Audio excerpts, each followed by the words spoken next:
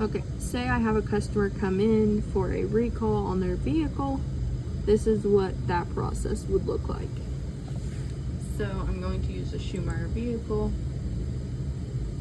and I'm going to go to search, SHO, and then the 24 Ford Bronco is my vehicle with a recall. So I'm going to highlight my VIN number. I'm going to copy it. I'm going to put it into PTS. I'm going to paste it there. Hit go.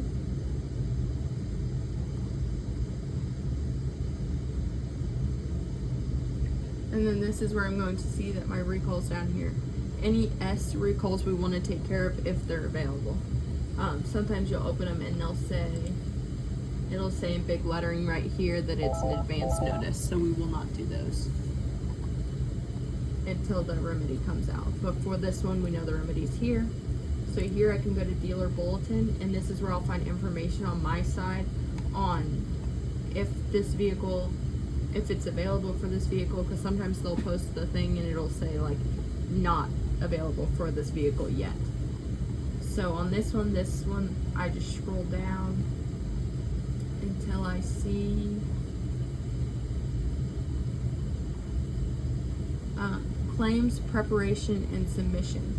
So here under claim entry, it'll tell me if there's any other customer concern codes or condition codes that I need to add, or if I need to add a causal part number, and it'll give you like a base code that you'll put in that part on the claim, on the warranty submission site. So for this one, it just says select claim type 31, which is your field service action, which is recalls, with the subcode of 29S09, which that's standard for the subcode to be the recall number. So then I would go down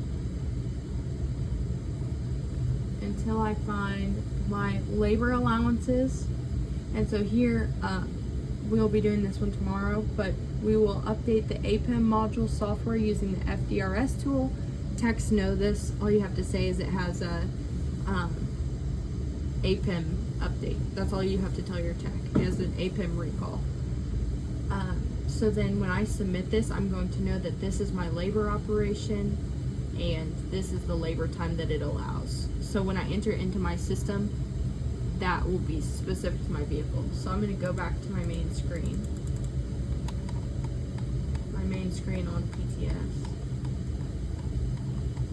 so that I can start making my ticket.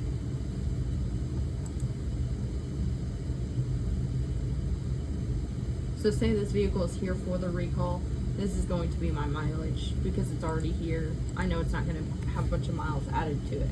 Right now it's 40 miles away, so this will change when the vehicle actually comes in, but for demonstration purposes, I'm going to go ahead and use this mileage. So it'll be 12,241 is my mileage. I'm going to make sure my rider and advisor are tabbed in. We've got phone numbers, address, all of that. I'm going to hit next. This is important on the recalls. In complaint, this is where I'm going to type in what my recall is. So I know here it's 26S09, infotainment, screen blank. So that's what I type in here.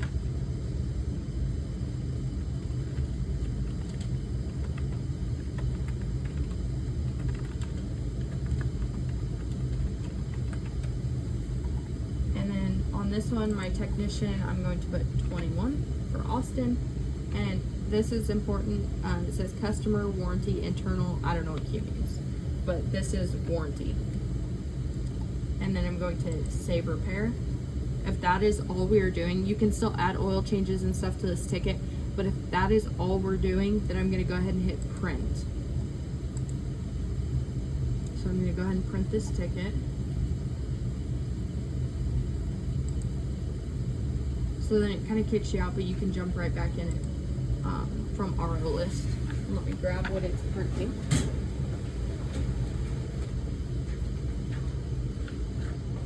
It prints me this ticket here, which will go in my warranty folder, and this just shows what my repair is, and then this goes out to the mechanics, and then they can write repair or technician comments for each repair and clock in and out on the timesheet.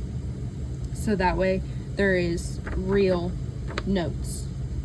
And this isn't always required, but it is a good thing to do in case there is an audit.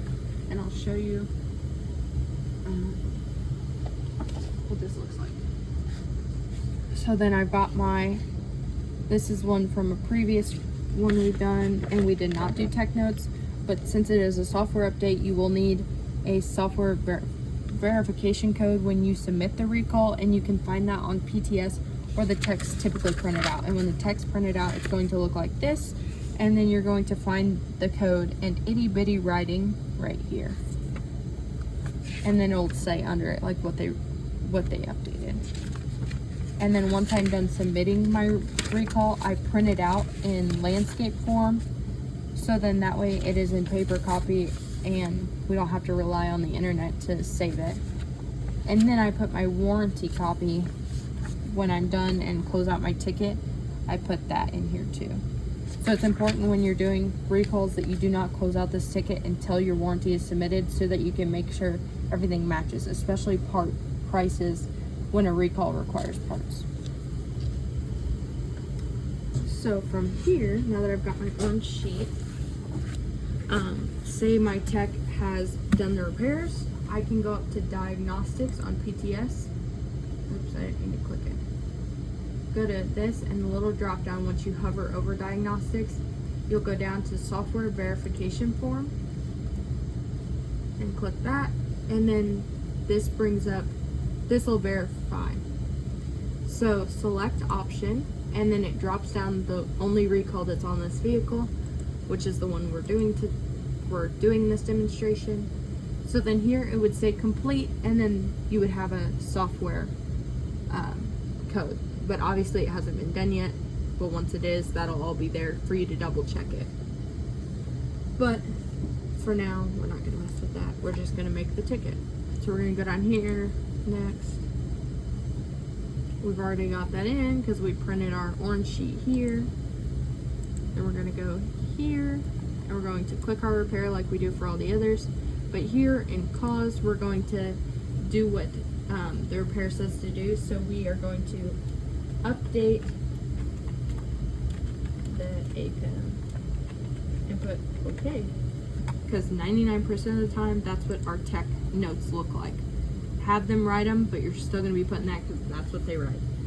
And then here I always write verified, repair, complete, return to customer, and then save end.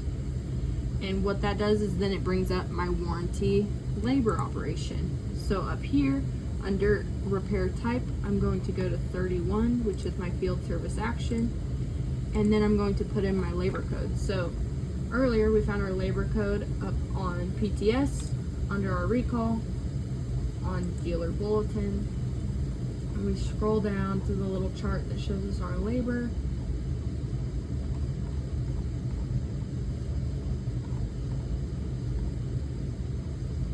And so here we see that the software update is 26S09B.